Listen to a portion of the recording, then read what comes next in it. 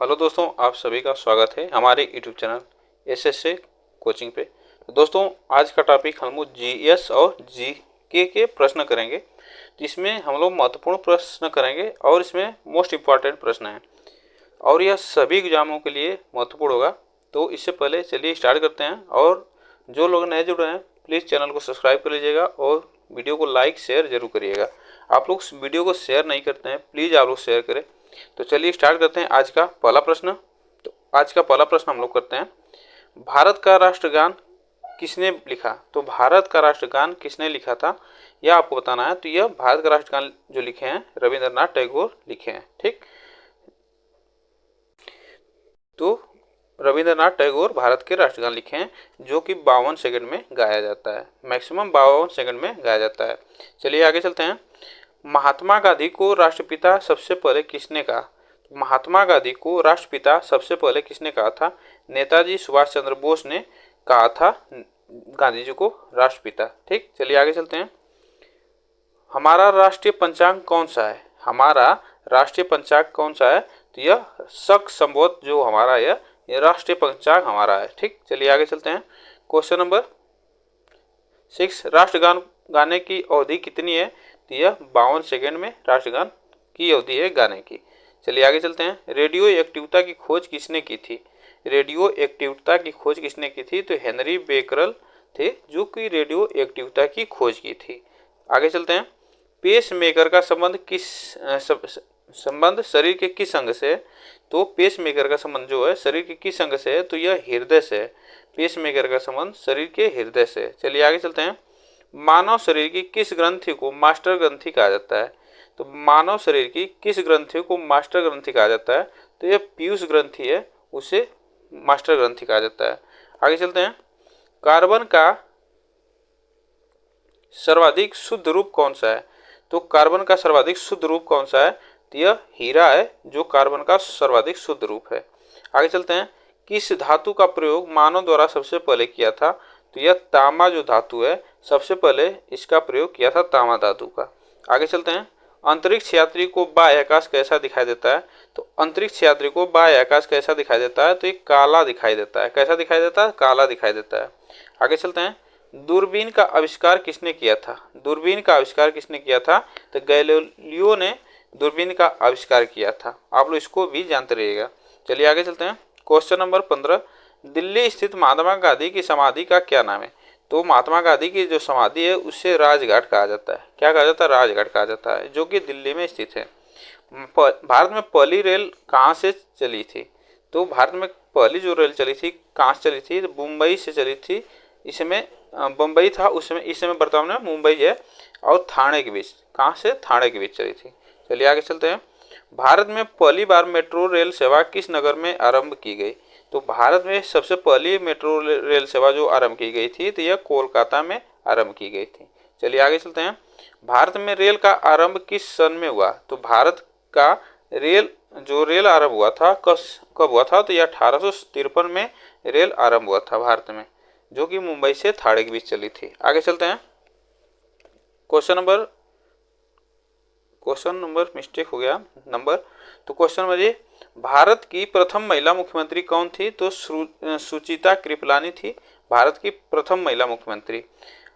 हरियाणा के पहले मुख्यमंत्री कौन थे? तो पंडित या भगवत दयाल शर्मा थे हरियाणा के पहले मुख्यमंत्री। आगे चलते हैं। संयुक्त राष्ट्र संघ की स्थापना कब हुई? तो संयुक्त राष्ट्र संघ की स्थापना कब हुई थी? तो 24 अक्टूबर 1945 को संयुक्त राष्ट्र संघ की स्थापना हुई थी। और संयुक्त संघ का मुख्यालय कहाँ पे है? तो न्यूयॉर्क में। कहाँ पे? न्यूयॉर्क में।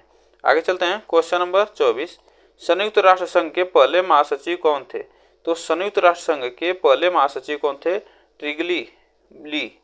ट्रिगली ली थे जो संयुक्त संघ के पहले महासचिव थे।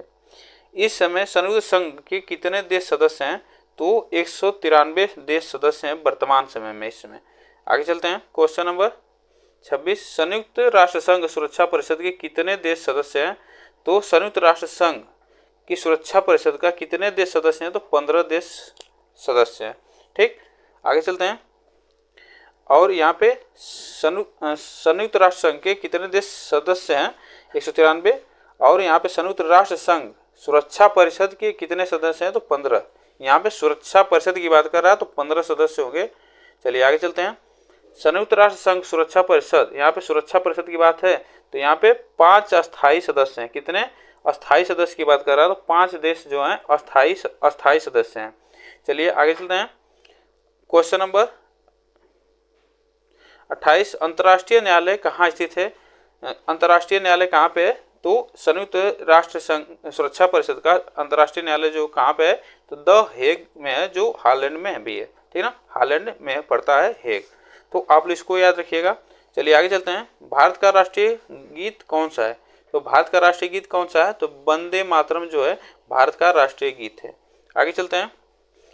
भारत का राष्ट्रीय गीत किसने लिखा? भारत का राष्ट्रीय गीत किसने लिखा था? यह बंकिम चंद्र चटर्जी ने भारत का राष्ट्रीय गीत लिखा है। आगे चलते हैं। संयुक्त राष्ट्र महासभा में हिंदी में भाषण देने वाले भारतीय कौन थे? तो संयुक्त राष्ट्र सभा जो थी उसमें हिंदी में भाषण देने वाले कौन व्यक्ति थे? तो अटल बिहारी वाजपेयी थे। संयुक्त राष्ट्र सभा में ये हिंदी में भाषण दिए थे। आगे चलते हैं। क्वेश्चन नंबर 32, संयुक्त राष्ट्र संघ सुरक्षा परिषद के अस्थायी सदस्य कितने वर्ष के लिए चुने जाते हैं? तो अस्थायी जो सदस्य कितने वर्ष के लिए चुने जाते हैं? तो ये 2 वर्ष के लिए चुने जाते हैं। कितने वर्ष के लिए? 2 वर्ष के लिए चुने जाते हैं। आगे चलते हैं। किस विटामिन की कमी से खून का रुकाव बंद नहीं होता? तो किस विटामिन की कमी से? तो विटामिन के की कमी से ब्लड का रुकाव जैसे कट जाता है तो ब्लड जल्दी नहीं रुकता है, तो यह विटामिन के की कमी से होता है। चलिए आगे चलते हैं। हिंदी दिवस कब मनाया जाता है? हिंदी दिवस कब मनाया जाता है? तो हिंदी दिवस मनाया जाता है 14 सितंबर को हिंदी दिवस मनाया जाता है। आगे चलते हैं। संविधान के किस अनुच्छेद द्वारा हिंदी को राजभाषा घोषित किया गया? तो संविधान के किस अनुच्छेद द्वारा हिंदी को राजभाषा घोषित किया गया था? तो यह अनुच्छेद 343 के तहत हिंदी को राजभाषा घोषित किया गया था। आगे चलते हैं। ओलंपिक खेलों की एकल स्पर्धा में स्वर्ण पदक जीतने वाले एकमात्र भारतीय खिलाड़ी कौन है? तो यह अभिनव बिंद्रा हैं, जो कि स्वर्ण पदक जीते थे कब? बीजिंग ओलंपिक में। आप लोग इसको याद रखिएगा। और यह शूटिंग में जीते थे, अभिनव बिंद्रा। आगे चलते हैं। ओलंपिक खेलों का आयोजन कितने वर्षों बाद होता है? तो ओलंपिक खेलों का आयोजन कितने वर्ष बाद होता है? तो 4 वर्ष के बाद होता है। ऑप्शन इसमें हमारा 4 वर्ष के बाद होता है। आगे चलते हैं। अंतर्राष्ट्रीय मानव अधिकार दिवस कब मनाया जाता है? तो अंतर्राष्ट्रीय मानव अधिकार दिवस मनाया जाता है, यह 10 दिसंबर को अंतर्राष्ट्रीय मानव अधिकार दिवस मनाया जाता है। आगे चलते हैं। प्रसिद्ध शीतला माता मंदिर कहाँ स्थित है? प्रसिद्ध शीतला माता मंदिर कहाँ पे स्थित है? तो यह गुड़गांव में स्थित है। आप लोग इसको याद रखें, गुड़गांव में स्थित है। विशाल हरियाणा पार्टी किसने बनाई थी? विशाल हरियाणा पार्टी किसने बनाई थी? राघवेंद्र सिंह ने विशाल हरियाणा पार्टी। एक विशाल हरियाणा पार्टी जो है यह एक पार्टी है, तो यह किसने बनाई थी? राव वीरेंद्र सिंह ने। आप लोग इसको याद रखिएगा। चलिए आगे चलते हैं। और यह कब बनी थी? तो यह बनी थी 1968 में। कब बनी थी? तो 1968 में बनी थी पार्टी। चलिए आगे चलते हैं। हरियाणा के पहले मुख्यमंत्री कौन थे? तो हरियाणा के पहले मुख्यमंत्री कौन थे? तो पंडित भगवत दयाल थे हरियाणा के पहले मुख्यमंत्री। आगे चलते हैं। किस देश की स्थल सीमा सर्वाधिक देशों के साथ लगती है? तो किस देश की स्थल सीमा सर्वाधिक देशों के साथ लगती है? तो चीन की जो है सीमा 14 देशों के साथ लगती है। कितने देश? 14 देशों के साथ लगती है। आगे चलते हैं। बैरोमीटर के पठन में तेजी से गिरावट किस बात का सूचक है? जो बैरोमीटर होता है उसके पढ़ने मतलब जब गिरावट आती है उसके पठन में, तो किस बात का सूचक है? तो यह तूफान का सूचक है। क्या है? तूफान का सूचक है। आगे चलते हैं। भारतीय मरुस्थल का क्या नाम है? तो भारतीय मरुस्थल का क्या नाम है? तो थार मरुस्थल है। भारतीय मरुस्थल का नाम थार मरुस्थल है। काजीरंगा राष्ट्रीय अभ्यारण्य किस राज्य में स्थित है? तो काजीरंगा राष्ट्रीय अभ्यारण्य किस राज्य में स्थित है? तो यह असम राज्य में स्थित है। आगे चलते हैं। यह किसके लिए प्रसिद्ध भी है? तो यह एक सींग वाले गैंडे के लिए प्रसिद्ध है। आगे चलते हैं। पृथ्वी अपनी धुरी पर किस दिशा में घूमती है? तो पृथ्वी जो है अपनी धुरी पर पश्चिम से पूर्व की दिशा में घूमती है। आगे चलते हैं। उज्जैन किस नदी के किनारे बसा है? तो उज्जैन यह शिप्रा नदी के किनारे बसा है। किस नदी के? शिप्रा नदी के किनारे बसा है। स्वतंत्रता मेरे जन्मसिद्ध अधिकार है और मैं इसे लेकर रहूंगा, किसने कहा था? तो स्वतंत्रता मेरा जन्मसिद्ध अधिकार है, यह कहा था लोकमान्य तिलक ने कहा था। ये क्वेश्चन हमारा ये है, तो इसके आंसर होगा लोकमान्य तिलक। चलिए आगे चलते हैं। राज्यसभा के सदस्यों का चुनाव कितनी अवधि के लिए किया जाता है? तो राज्यसभा के सदस्यों का चुनाव यह 6 वर्ष की आयु के लिए 6 वर्ष के लिए किया जाता है। तो आप लोग इसको याद रखिएगा। और आज के लिए बस इतने ही प्रश्न थे। आप लोग को वीडियो कैसे लगी आप लोग कमेंट बॉक्स में बताइएगा। फिर मिलेंगे नेक्स्ट वीडियो में। आज के लिए बस इतना है। वीडियो अच्छी लगी हो तो लाइक शेयर और सब्सक्राइब जरूर करिएगा।